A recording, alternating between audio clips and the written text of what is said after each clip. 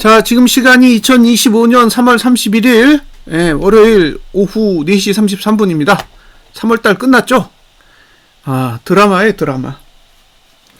자, 3% 빠졌어요. 3%. 3.08% 내려서 332.40. 분기봉의 윗꼬리가 잔뜩 달렸어요. 잔뜩 달려서 지금 이제 살아있는 상단선은 여기 336.31에 하나 살아있고 336.69네요. 69 하나 살아있고 그 다음에 346에 살아있어요. 346.34. 하단선은 약한 거는 327.359, 강한 거는 316.16인데 이거는 일단 이야기를 좀 하고 넘어갈게요. 이거 뭐 한 달 내내 욕 먹고 3일 만에 다 내렸어요. 17일 동안 올리고 3일 동안 내렸기 때문에 이게 지금 분석하는 사람의 입장에서도 할 말이 없어요. 솔직히 이게 지금 내려서 내린 거지 3일 동안 이렇게 내릴 거라고 어떻게 얘기를 해요. 못합니다. 솔직히. 자, 이게 지금 조건이 뭐냐면 분기봉이 저가를 지키면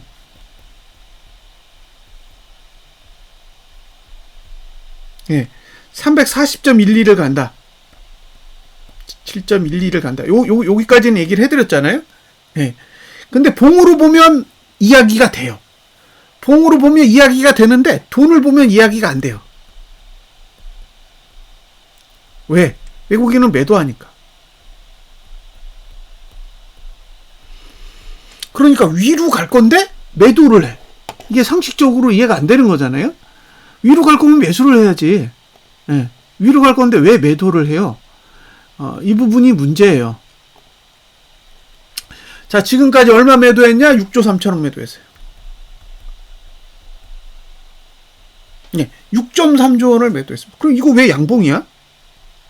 이게 이제 의문인 거죠. 예? 위로 갈 거면은 6.3조를 매수해야지. 6.3조를 매도하고 있잖아요. 그러니까 저게 양봉이 맞나? 이게 의문이 되는 거예요. 이게 개인 수급으로 보면 그럴듯해요. 예. 개인 수급으로 보면 그럴듯한데 외인 수급으로 보면 말이 안 되는 거예요. 그러니까 기관이 올리는 거지 외국인이 올리는 건 아니라는 거죠. 자, 문제는 뭐냐? 347.12를 못 가면요 저가 깰 거예요. 예, 저가를 깰 겁니다. 왜냐? 여기 이제 1구간이거든요. 내일부터 1구간에 들어가요. 내일부터 1구간에 들어가기 때문에 이제 저가가 깨지면 347.12를 갈 필요가 없어요. 그러니까 347.12를 못 간다라는 거는 저가를 깬다라는 말이랑 거의 비슷한 말이에요. 이해하셨죠? 예. 이게 정상적이라면 347.12 위에서 끝나야 돼요.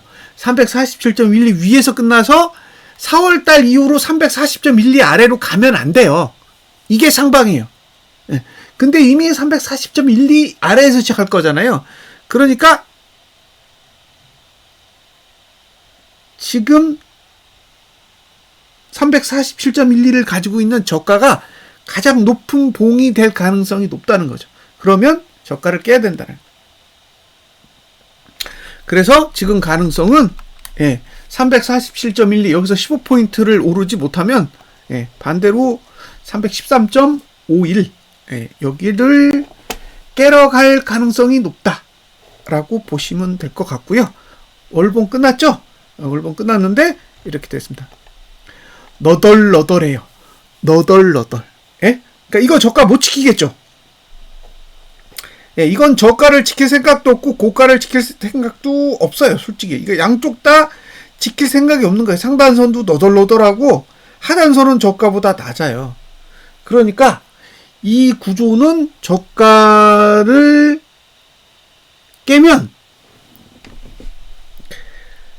저가를 깨야 매수할 수 있는 구조예요. 저가를 깨야 매수할 수 있는 구조고 저가를 안 깨면 매수가가 없어요. 그러니까 저가가 안 깨지는 선에서는 그냥 아무 데서나 매수를 하시면 되고 저가를 깨면 매수가가 생길 텐데 월봉이 저가를 깼다라는 건 월봉으로는 매수는 못해요.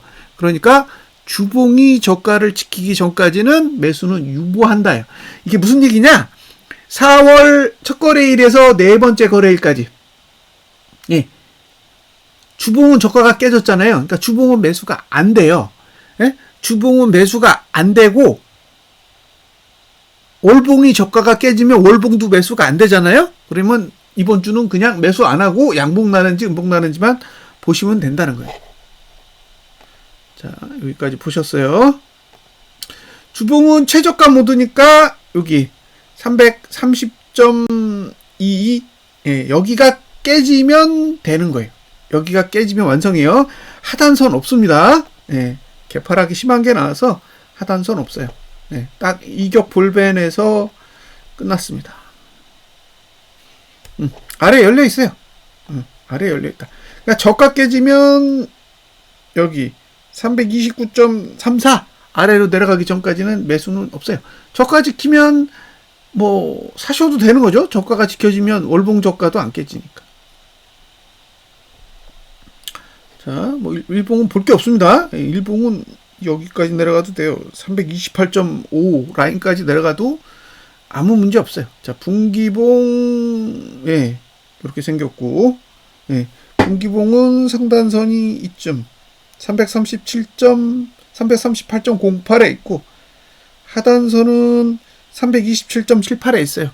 그러니까 일단 저가는 깨져야 매수를 할 수 있는 구조가 되고요. 월봉은 양봉으로 끝났기 때문에 하단선이 저가를 지키면 매수할 수는 있어요. 저가를 지키면 매수할 수 있다. 매도는 지금 자리에서 못 들어가요. 매도는 지금 보유 영역입니다. 네. 매도는 못 들어가. 자, 레버리지. 주봉은 할 게 없죠. 주봉은 저가 깨졌기 때문에 할 게 없어요. 네, 할 게 없습니다.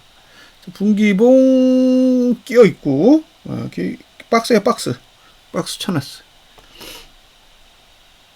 그 다음에 월봉은 하단선이 살아있어요. 네, 상단선은 너덜너덜하고 하단선은 살아있기 때문에 저가를 지키면 사는 거예요. 오늘 저가 지키면 사시면 돼요. 네? 오늘 저가를 지키면 사시면 된다고. 근데 오늘 저가를 지킬 거라고 주장할 수는 없어요. 네. 저가를 지킬 만큼 뭔가 있는 게 아니에요. 일봉으로는. 고버스는 저가 안 깨면 사실 수 있고요. 나머지는 보유 영역이에요. 분기봉도 이걸 매수가라고 해야 되나? 네. 약한 거는 2258원 정도 있고 강한 건 2120원 정도 있습니다. 일단 저가만 지키면 사는 거예요. 네? 저가만 지키면 산다. 월봉도 똑같아요. 저가만 지키면 사시면 돼요. 근데 매수가가 매력적인 게 없어요. 오히려 위에 매도가가 딱 2324번에 딱 위치하고 있고 2321원. 예. 하단선은 너덜너덜해요. 그러니까 지금 매수를 하려면은 더 작은 봉에서 하단선을 찾아야 되는데 없어. 일봉 말고는 없어요. 그러니까 일봉 저가 안 깨지면 산다 말고는 아직은 주봉은 준비가 안 돼 있어요. 예? 아직은 주봉은 매수가를 못 만들었으니까 일봉이 저가를 지키면 살 수 있습니다. 거기까지. 영상 하나 따로 올려서 3월 마감에 대한 의견은 따로 드릴게요. 이건 그냥 딱 차트만 보고 이야기하는 거니까. 오늘 개인이 7,934억 샀고요. 외국인 1조 5,795억 매도, 기관은 6,626억 샀습니다. 선물은 9,720억 매도. 네. 그래서 분기 누적, 분기봉 끝났으니까 분기 누적으로 6조 3천억, 개인은 1조 8천억이에요. 그러니까 매수가 1조 8천억이 더 나와야 어쨌든 상세가 될 거고, 이번 달만 보면 3월만 보면 3조예요. 3조 매도가. 근데 외국인도 1조 6천억을 매도했죠. 그러니까 개인이 3조를 매도했으니까 내려가기도 어렵고, 외국인이 1조 6천억을 매도했으니까 올라가기도 어렵고, 그러니까 내려가지도 않고 올라가지도 않고 딱 중간에서 애매하게 끝나버렸습니다. 자,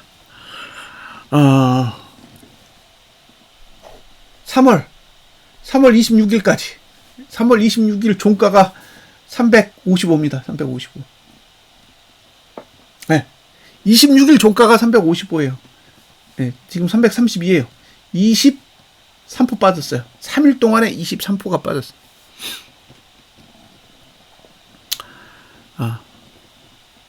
342도 비싸고 345도 비싸고 340도 비싸고 347도 비싸고 봉을 봤을 땐 다 비싸다 라고 이야기를 해도 3거래일을 남겨놓기 전까지 355예요.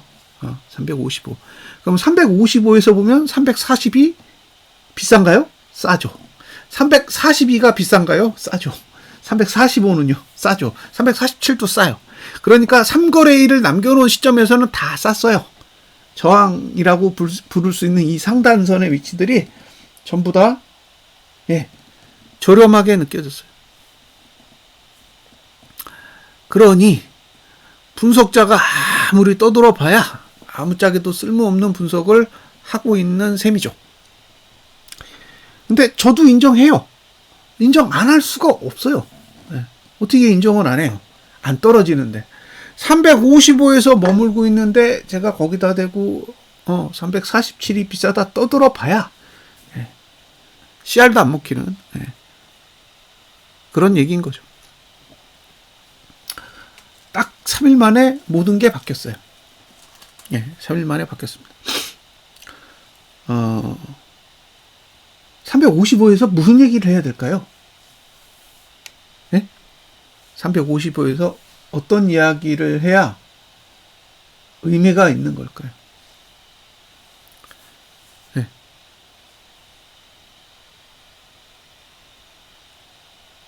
사람들은 듣고 싶은 걸 들려주길 원하잖아요. 상방을 보시는 분들한테는 상방 이야기를 해야 돼요. 하방이 옳다라고 떠들어봐야 안 떨어지는데 거기다 대고 하방 이야기를 하면 욕을 먹죠.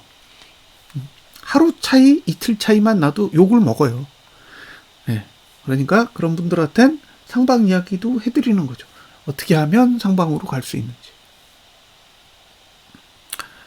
카페 게시글, 영상도 아예 막 대놓고 올린 것도 있어요. 비싸다고 떠든 게 있었는데 이제 결국 내려왔어요. 이제 332까지 내려왔기 때문에 이제 안 비싸.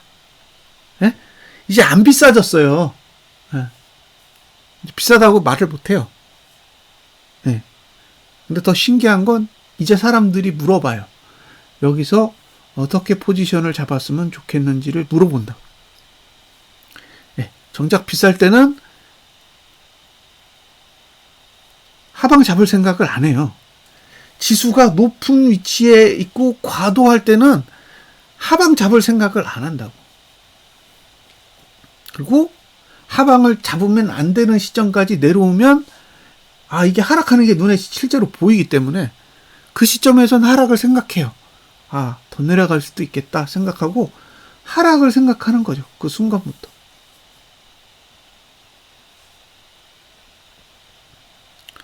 그러니까 현상에 매몰되는 거죠. 현상만 보고 판단을 하는 거예요. 현상이 이렇게 나타나면 그렇게 생각하는 거예요. 올라가면 올라가는 대로 생각하고 내려가면 내려가는 대로 생각하는 거예요. 삼성전자 5만 원대 초반이면 비싸진 않잖아요. 싸다고 말할 수는 없어도 비싸진 않다고요. 그러니까 사람들이 그런 시점에서 매수하면 돈 된다고 생각하고 매수해서 이제 6만 원대까지 올라왔잖아요. 근데 고포스가 2천 원대까지 빠지니까 정작 쓰레기 취급을 해요. 그게 저는 신기한 거예요. 왜 가치를 가지면 쓰레기처럼 생각을 할까? 삼성전자 5만 원이나 고포스 2천 원이나 고포스가 2천 원에서 1,900원이 된들 가치가 훼손되는 건 아니잖아요. 더 싸지는 거지. 근데 그걸 굉장히 나쁘게 보시는 것 같아요. 예전에는 말렸어요. 말렸다고. 포기하려고 하면 말렸다고요. 팔지 말라고. 말렸어요. 들고 가는 게 좋겠다고 말렸어요. 근데 엄청나게 고생했어요. 예? 말렸는데 그분들이 엄청나게 고생했다. 나중에 제가 말렸던 가격보다 더 많이 올랐어요. 더 많이. 예. 훨씬 많이 올랐습니다. 근데 못 버틴 거지. 예? 못 버틴 거예요. 버텼어야 되는데 못 버틴 거예요. 그러니까 버텨보자고 했는데 계속 빠지니까 화가 나서 정리를 한 거죠. 그리고 현물로 바꾼 거예요. 근데 지수가 고꾸라졌죠. 그러니까 고버스는 싸게 손절하고 주식은 비싸게 사가지고 지수가 내려가 버린 거예요. 주식으로 얻어맞고 고버스로도 얻어맞고. 예, 그분의 댓글이 이거예요. 가만히 있을 걸. 예, 가만히 있을 거입니다. 그냥 가만히 있었으면 아무 일도 일어나지 않고 예, 별 문제가 없었을 텐데 주가가 움직이는 걸 보고 의사결정을 한 거예요. 근데 그분이 의사결정을 하는데 개입을 할 필요는 없는 거잖아요. 네, 저는 그렇게 생각해요. 개입을 하면 안 된다는 거. 이미 마음이 흔들렸는데, 네? 이미 생각이 굳어졌는데, 네? 그 굳어진 생각, 흔들린 마음을 붙잡으려면 정확하게 방향을 알고 있어야 돼요. 근데 분석하는 사람도 잘 모를 때가 많잖아요. 네. 그러면 붙잡을 수가 없는 거예요. 왜? 시기를 모르니까.